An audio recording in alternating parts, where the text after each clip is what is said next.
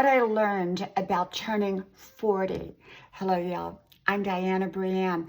Well, you're saying, well, Diana Brienne, I thought you were almost 70. I am. I'm almost 70 years old. And so why am I talking about when I turn 40? Well, I think that as we age, there's different seasons to life. And one of the things that I remember learning was not an experience that I've ever experienced, but something that a friend of mine experienced when she turned 40. And I don't think this is for everybody, but I think it's for a lot of women.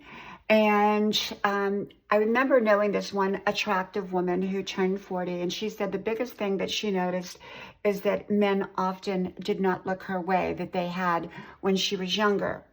Now, I didn't find that so much to be true for myself, because even in my 60s, you know, I remember one day one of my friends said, "Do you ever notice how many men turn around and look at you in the grocery store?" And I really didn't pay attention to it because I'm married, you know, but so I don't think that that really occurred to me. So I think it's kind of an individual thing, but I do understand that I think a lot of times as we get older, we feel overlooked.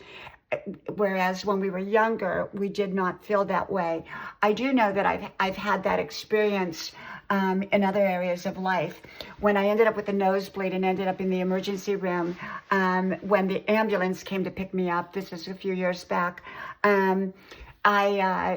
they had referred to me like elderly in the, you know, relaying the messages. And when they got there, they were looking for an elderly woman, and they were surprised to see that I was not an elderly woman.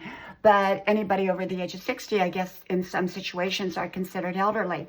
And so, you know, I think that how people can get overlooked can be a lot of different ways. For me, it was being referred to with a label that did not fit me. With other people, they can feel that they're being overlooked one way or the other.